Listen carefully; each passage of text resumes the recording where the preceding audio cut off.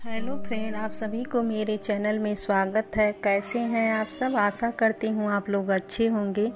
तो आज मैं आप लोगों को एक ऐसी लड़की की कहानी सुनाऊंगी जो अपने माँ के जाने के बाद कितने दुखों का सामना करती है, उसके ऊपर कितनी मुसीबतें आती हैं।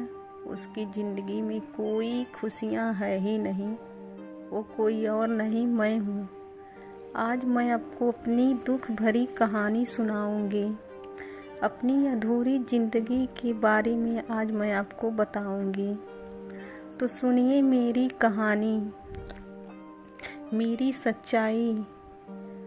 मेरे भी कुछ अपने थे, लेकिन सारे सपने टूट गए, बिखर गए। अपनों ने एक एक करके साथ छोड़ गए। क्या सोचा था मैंने, क्या हो गया। जैसे एक चिड़िया का घोंसला होता है, आंधी उसको उड़ा ले जाता है, उसी तरह से मेरे साथ हुआ, मेरी ज़िंदगी के साथ हुआ। मेरी ज़िंदगी एक कहानी बन के रह गई, मेरी अधूरी ज़िंदगी रह गई। एक समय ऐसा था जब मैं भी बहुत खुश थी, बहुत खुश हुआ करती थी। मेरे भी बहुत सपने हुआ करते थे। मेरा जब भरा परिवार था, मेरी माँ थी, अब नहीं, 10 साल पहले। हम लोग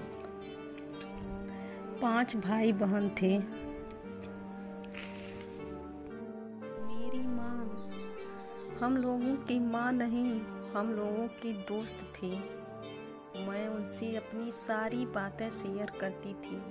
कोई भी बात मैं उनसे नहीं छुपाती थी, और वो भी एक दोस्त की तरह मुझे समझाती थी। कोई भी गलती होती थी तो भी बहुत अच्छे से वो समझाती थी।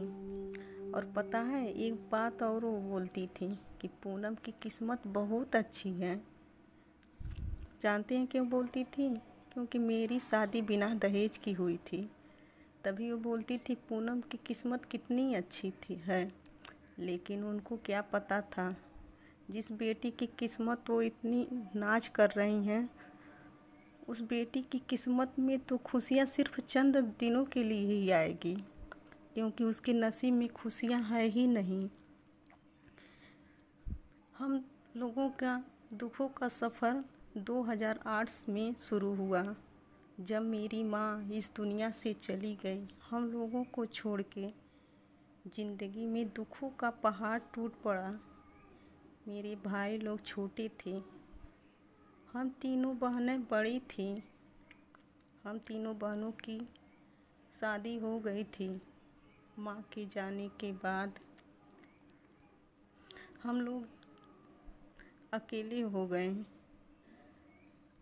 लेकिन मेरी दी हम लोगों का ख्याल रखती थी। मेरी दी मेरी माँ की हर जिम्मेदारी पूरा करती थी। हर वो जिम्मेदारी निभाती थी, लेकिन भगवान को शायद ये भी मंजूर नहीं था।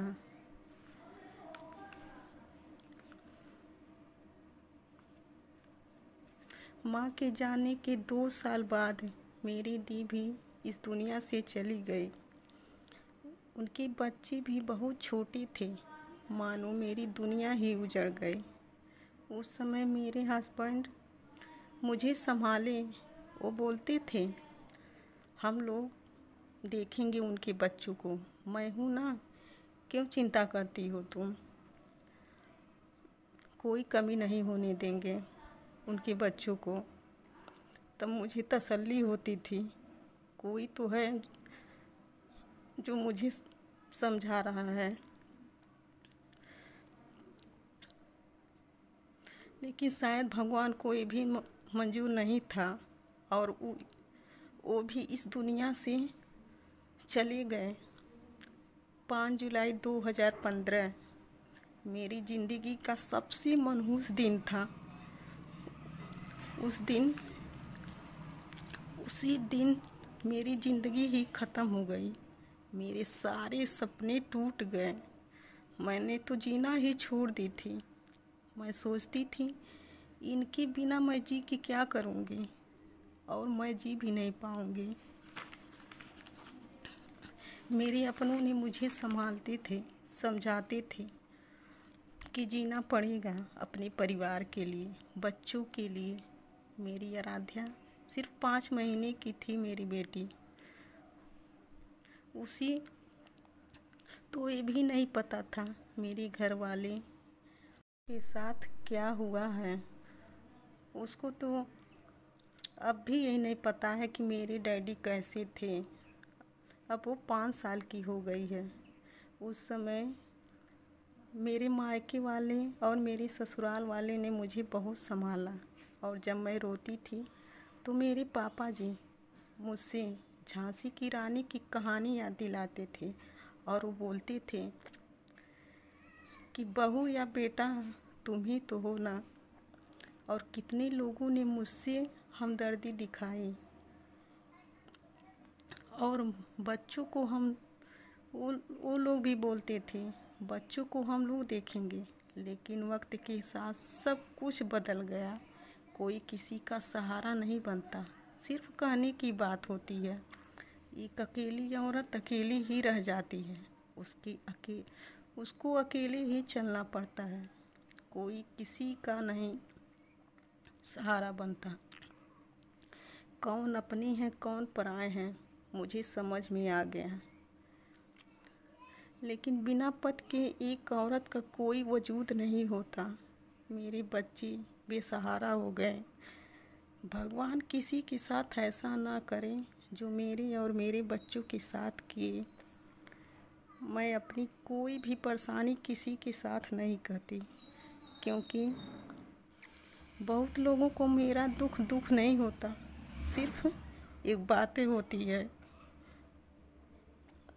बहुत कम लोग होते हैं जो दूसरों के दुख को समझें। मैं अपने गम को खुद ही अंदर सहती हूँ।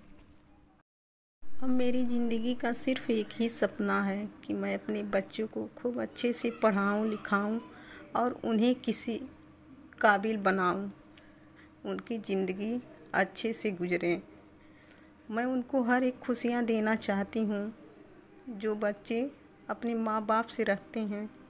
लेकिन पता नहीं मेरे सपने पूरे हो पाएंगे कि नहीं। मैं तो कोशिश बहुत करती हूँ। मेरे पापा जी अंशु को लेके बहुत ही सपने देखते हैं। वो सोचते हैं अंशु किसी काबिल बन जाए, तब उनकी जिम्मेदारी पूरी होगी।